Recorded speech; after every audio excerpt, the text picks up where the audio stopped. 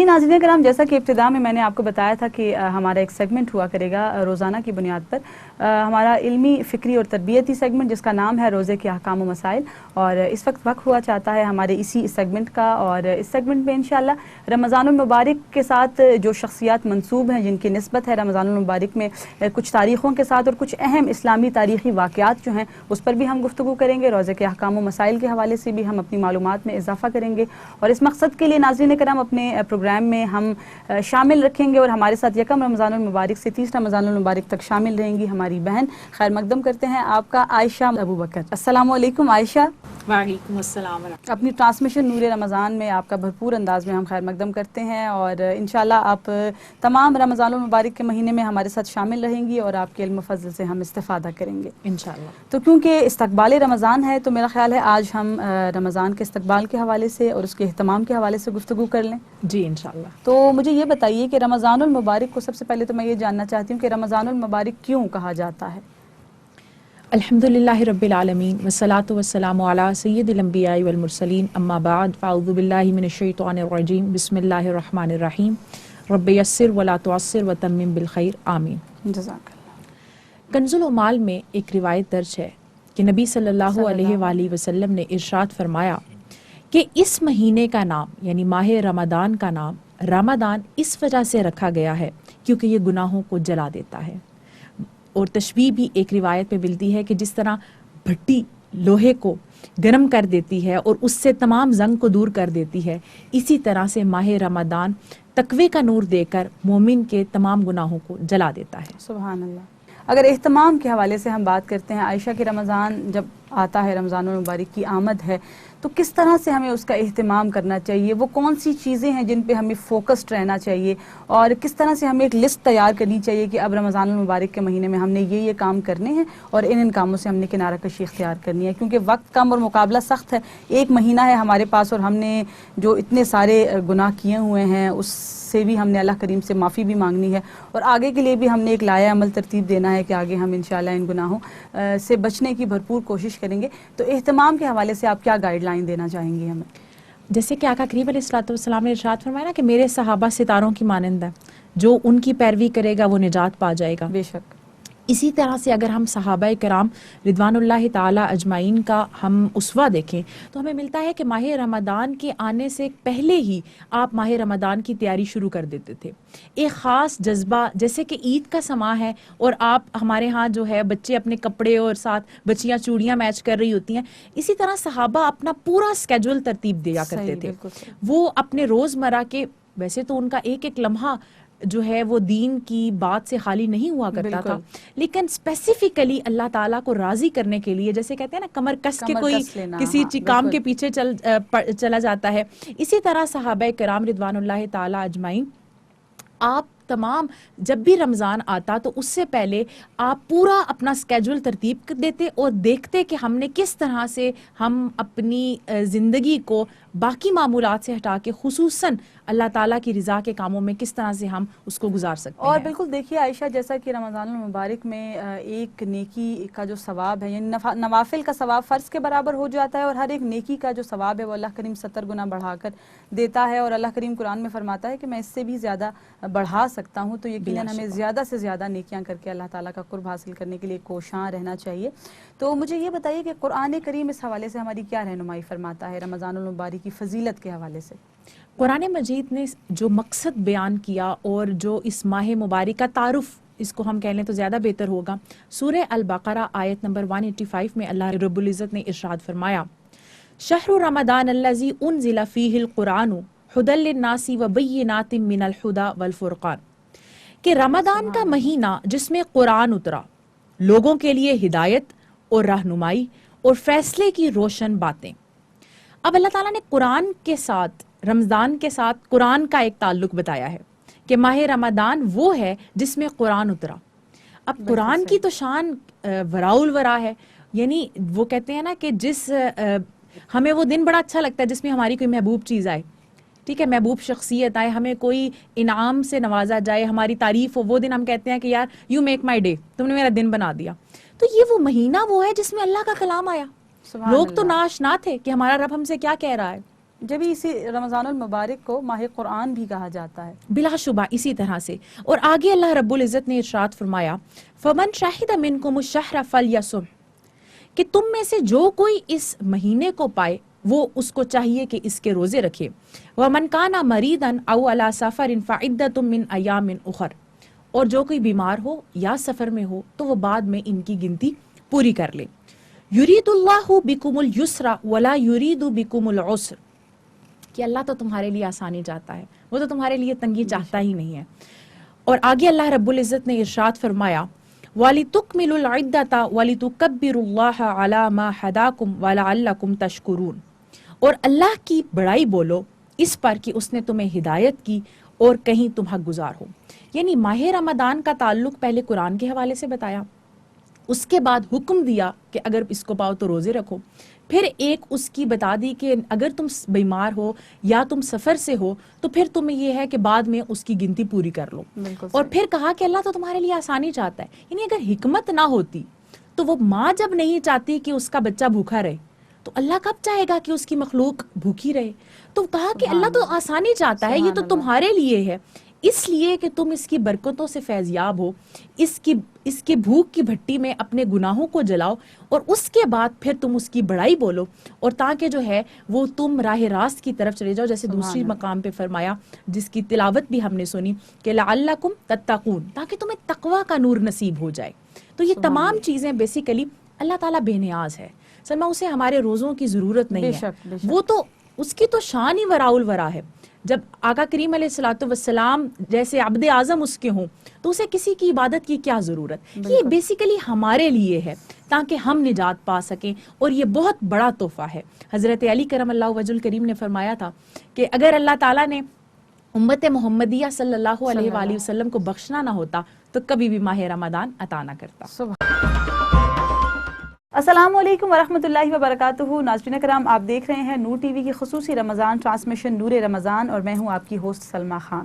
اچھا عائشہ, قرآن حکیم کے بعد ہم حدیث نبویہ صلی اللہ علیہ وآلہ وسلم کی روشنی میں چاہتے ہیں کہ رمضان المبارک کی فضیلت کے حوالے سے آپ کچھ مزید ہماری معلومات میں اضافہ کریں. آقا کریم علیہ الصلوۃ والسلام بھی جب بھی ماہ رمضان آتا تو اس کا جو آغاز ہے وہ خطبے سے کیا کرتے اور صحابہ کو جمع فرما کے جب ماہ رمضان کا چاند نظر آتا تو مغرب کے بعد یا عشاء کے بعد آقا کریم علیہ الصلوۃ والسلام حلقہ اصحاب میں ایک جوش دلانے والا خطبہ کرتے اور اس میں لوگوں کو ماہ رمضان کی اہمیت سے آگاہ کرتے, کیونکہ پورا مہینہ انہوں نے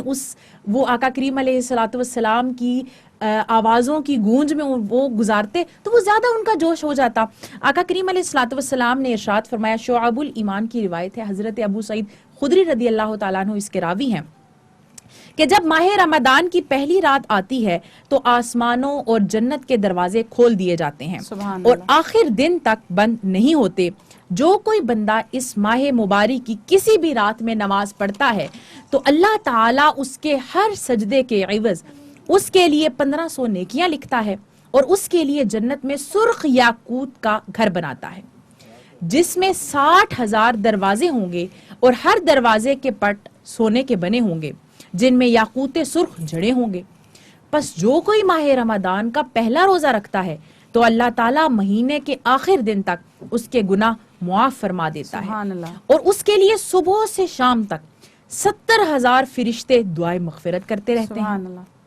رات اور دن میں جب بھی وہ سجدہ کرتا ہے اس کے ہر سجدے کے عوض اسے جنت میں ایک ایسا درخت عطا کیا جاتا ہے کہ اس کے سائے میں گھڑ سوار 500 برس تک چلتا رہے. یعنی آپ دیکھیں کہ جنت کے دروازے کھول دیے گئے, جہنم کے دروازے بند کر دیے گئے, یعنی ثواب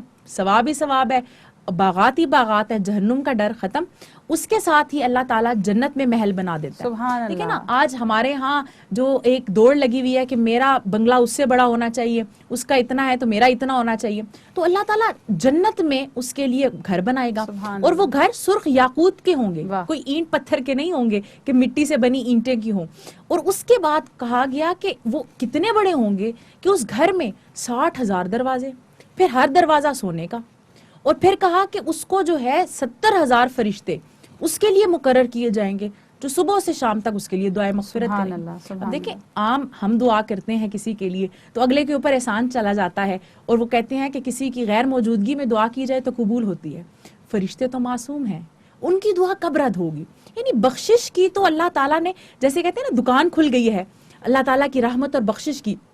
اس طرح سے اللہ تعالیٰ جو ہے وہ فرشتوں کو مقرر فرمائے گا، اور پھر جو کوئی دن میں سجدہ کرے گا اللہ تعالیٰ یا دن میں یا رات میں ماہ رمضان کی ان تمام فضیلتوں کے علاوہ اس کو جو ہے وہ درخت عطا فرمائے گا اللہ تعالیٰ، اور وہ درخت اتنے ہوں گے کہ اگر گھڑ سوار اس کی سائے میں 500 سال بھی اگر دوڑتا رہے تو اس کا سایہ کم نہیں ہوگا۔ اچھا عائشہ، اہتمام کی ہم چونکہ بات کر رہے تھے رمضان المبارک کی، تو کیا یہ کہنا بجا ہوگا کہ ہم جو بھی کام رمضان المبارک کے علاوہ کرتے ہیں، اپارٹ آف آور جاب جو ہم ملازمت کر رہے ہوتے ہیں، اس کے علاوہ جو بھی ہماری ایکٹیویٹیز ہیں ان کو ہم کم کر لیں، کم سے کم رکھیں، اور زیادہ سے زیادہ وقت ہم تلاوت کلام پاک کو اور عبادات کو دیں؟ تو اس بارے میں کیا کہیں گے آپ؟ بالکل ایسا ہی ہے، بلکہ آقا کریم علیہ الصلوۃ والسلام نے تو اس بات پہ بشارت دی کہ اگر کوئی شخص اپنے ملازمین سے کام کم لیتا ہے اور اس کو موقع ملتا ہے کہ وہ آگے جا کے کوئی اور اللہ تعالیٰ کی اس کے حکم کو مانے، کوئی اور عبادت کا کام کر لے، تو حالانکہ رزق حلال کمانا بھی ایک عبادت ہے، اس پہ بھی اجر ہے، لیکن اسپیسیفکلی اللہ تعالیٰ کی طرف متوجہ ہو جائے تو اس کے لیے تو اجر دیا گیا۔ پھر اس پہ کیا ہوگا کہ انسان خود اپنی مصروفیات، آج نا ہمارے ہاں بہت سے کام ایسے ہیں جو irrelevant ہماری زندگیوں میں شامل ہو گئے ہیں۔ میں یہ مشورہ عرض کروں گی کہ مجھے اور آپ کو اور جتنی بھی ہماری سامعات ہیں ان کو ایک سکیجول کا ترتیب دینا چاہیے، اس میں اسپیسیفکلی موبائل کا یوز اس کو ہمیں لمیٹائز کرنا چاہیے، یعنی یا تو میوٹ کر دیں جن گروپس میں آپ ہیں، اور اس سے یہ ہوگا کہ کم از کم آپ کی توجہ زیادہ نہ جائے۔ دیکھیں نا ہم اریٹیٹ ہو جاتے ہیں، قرآن مجید ہم پڑھ رہے ہیں یا ہم نماز پڑھ رہے ہیں، وہ خشوع و خضوع ہمارا اس وجہ سے خلل پڑ جاتا ہے کہ اگر ہمارا سیل فون بول رہا ہے، یا اس کے علاوہ بھی ہمارا جو سوشل سرکل اتنا وسیع ہے، بہت اچھی بات ہے ہم کار خیر کر رہے ہیں، لیکن کچھ چیزوں کو ہمیں لمیٹائز کرنا چاہیے، کیونکہ ہمارے پاس رمضان المبارک کا یہ محدود وقت ہے، یہ ایک مہینہ ہے، اور اس کی ایک ساعت بلا شبہ بہت قیمتی ہے، بلا شبہ۔ تو اس لیے ہمیں چاہیے کہ ہم دیکھیں کہ کون سے ایسے کام ہیں کہ جو میں نے اگر ابھی نہ کیے تو بھی گزارا چل جائے گا۔ اچھا، خواتین کے ساتھ ایک مصروفیت یہ بھی ہوتی ہے کیونکہ کچن میں بھی انہوں نے کام کرنا ہے، اور دیگر ایام کی نسبت رمضان المبارک میں جو کچن کے کام ہوتے ہیں وہ بڑھ جایا کرتے ہیں، تو اس حوالے سے کیا کہیں گی عائشہ؟ کیا ان تمام کچن کے امور پر بھی خواتین کے لیے اجر و ثواب کی خوشخبری ہے؟ جی بلا شبہ، دیکھیں کچھ چیزیں تو ایسی ہیں نا کہ ہم نے خود سے اپنی جان پہ بوجھ ڈال لیا، ٹھیک ہے۔ ایک تو بلا شبہ اس کی اپنی اہمیت ہے کہ کئی نیتیں اس میں اچھی آ سکتی ہیں کہ اہل خانہ کو خوش کرنے کے لیے اور اللہ تعالیٰ کی راہ میں، کیونکہ انسان ماہ رمضان میں نبی صلی اللہ علیہ وسلم نے ارشاد فرمایا جو اہل خانہ پہ خرچ کرتا ہے، ان کی خدمت کرتا ہے، وہ بھی اسے صدقہ پڑتا ہے۔ اگر تو نیت ہو جائے تو ایک ایک لمحہ عبادت میں جائے گا۔ اس کے علاوہ معمول بنا لیں، زبان کو ذکر کا عادی بنائیں، زبان اللہ تعالیٰ کا ذکر کرے، نبی صلی اللہ علیہ وآلہ وسلم پر درود و سلام بھیجنے کی عادی ہو، تو وہ ہے نا کہ ہاتھ کار وال دل یار وال، تو یہ ہے کہ جب ہمارا ہاتھ کام کر رہا ہوگا لیکن ہماری زبان اللہ تعالیٰ کے ذکر سے معطر ہوگی تو ہمارا ایک ایک لمحہ عبادت الہیہ میں گنا جائے گا۔ سبحان اللہ۔ عائشہ، اچھا ایک اور اب بات میں آپ سے پوچھنا چاہتی ہوں، کیونکہ جیسا کہ میں نے ذکر کیا کہ ہمارا ایک سیگمنٹ ہوا کرے گا ذکر ان پاک ہستیوں کا، تو میں چاہتی ہوں رمضان المبارک کو آپ تاریخ کے آئینے میں تھوڑا سا ہمیں بتائیے کہ وہ کون کون سی امپورٹنٹ ڈیٹس ہیں جو رمضان المبارک کے مہینے میں آتی ہیں۔ جی بلا شبہ انشاءاللہ ہم ان پہ ذکر بھی کریں گے اور ان کے ذکر سے اپنے قلوب و اذہان کو منور بھی کریں گے۔ جیسے 3 رمضان المبارک حضرت فاطمہ الزہرا سلام اللہ علیہا کے ساتھ منسوب ہے، اس کے ساتھ حضرت خدیجۃ الکبریٰ کا دن آ جائے گا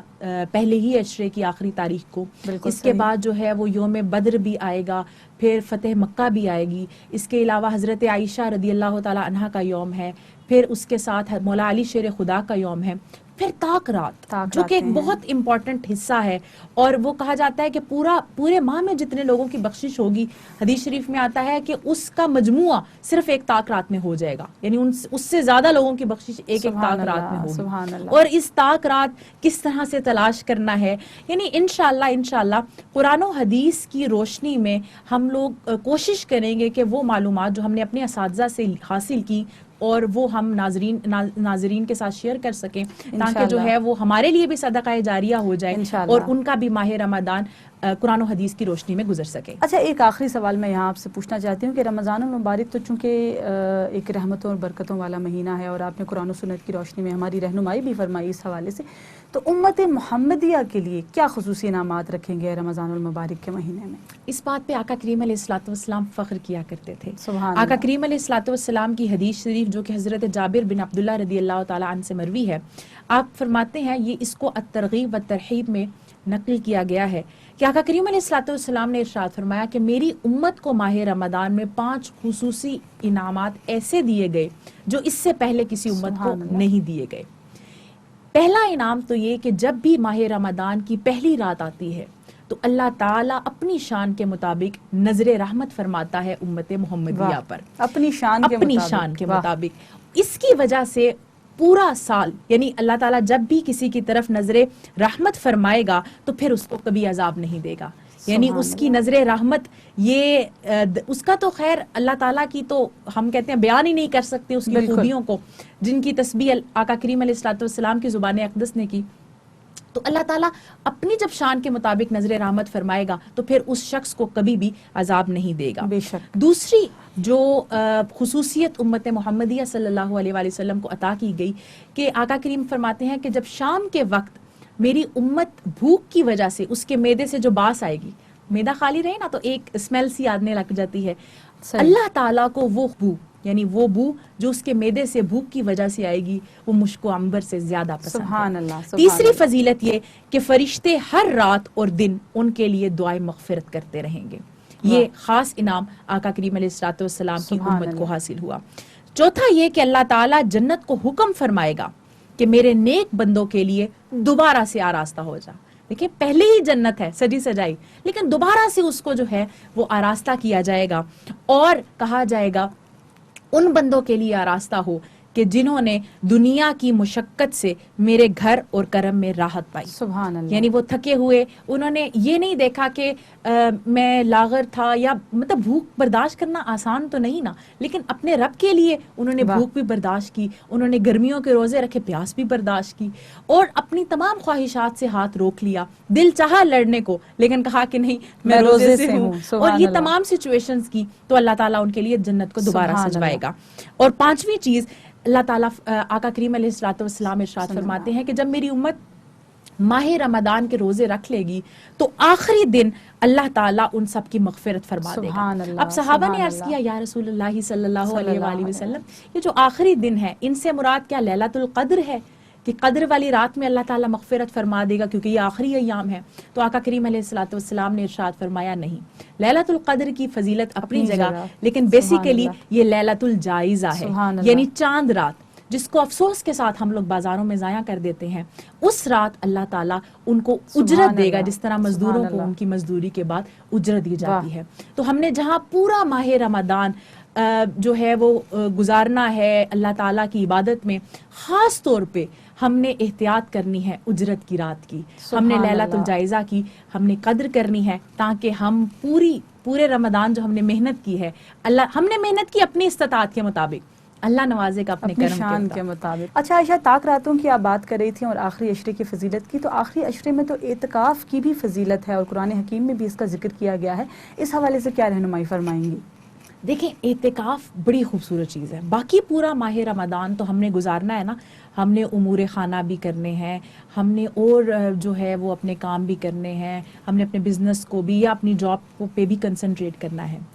اعتکاف تو بالکل خالص اللہ کے ساتھ رابطہ ہے. یہ تو وہ گوشہ نشینی والی بات ہے کہ وہ جو ہے نا کہ وہ چلہ کسی چیز کا انسان کرتا ہے کہ بس وہ ہو یار ہو، اور جو ہے یعنی عاشق اور معشوق کی آپس کی بات ہو. تو ہم نے اللہ کو جب منانا ہے تو ہم نے گوشہ نشین ہو جانا ہے. پھر ہمیں یہ ہوش نہیں، جو اعتکاف کرتی ہیں ان کو یہ ہوش نہیں رہتا کہ ہم نے جو ہے وہ سجنا سورنا ہے، ان کو بس ایک ہی خیال ہوتا ہے کہ ہم نے اللہ کو راضی کرنا ہے. تو یہ بیسیکلی وہ ہے کہ انسان بس وہ قدموں میں بیٹھ جائے کسی اپنے محبوب کے کہ بس تو راضی ہو جا. تو بلا تشبیہ و مثال اللہ تعالیٰ کی ذات کے ساتھ کوئی تشبیہ یا کوئی اس کی مثال نہیں ہے. تو ہم نے اعتکاف میں معتکف یہی کرتا ہے، یعنی وہ گوشہ نشین ہو جاتا ہے اور وہ ترلے کرتا ہے، وہ منتیں کرتا ہے کہ کسی طریقے سے اللہ تعالیٰ کا قرب اسے حاصل ہو جائے. اور یقیناً 70 ماؤں سے زیادہ پیار کرنے والی ذات جب دیکھتی ہے اپنے بندے کی اپنے لیے محبت کی یہ کیفیات، تو کیسے ممکن ہے کہ جو کہا گیا کہ تم اس کی طرف ایک ہاتھ آؤ وہ 2 ہاتھ تمہاری طرف آئے گا. تو اللہ تعالیٰ بھی پھر خاص طور پہ معتکف پر جو اس کی رحمتیں ہوتی ہیں ان کا تو اندازہ لگایا ہی نہیں جا سکتا. بہت خوبصورت گفتگو فرمائی ہے آپ نے عائشہ، بہت لطف آیا، اور یقین جانیے کہ آپ کی گفتگو سے ایک وہ جو وارم اپ والی کیفیت ہوتی ہے وہ طاری ہو گئی ہے مجھ پر، اور یقیناً میری سامعات کی بھی یہی کیفیت ہوگی. تو انشاءاللہ تعالی ہم پورا رمضان آپ کے ساتھ رہیں گے اور آپ ہمارے ساتھ رہیں گے. جو کچھ آپ نے ہمیں سنایا اللہ پاک اس پر ہمیں عمل کرنے کی توفیق عطا فرمائے. آمین یا رب العالمین. جزاک اللہ خیر. آمین.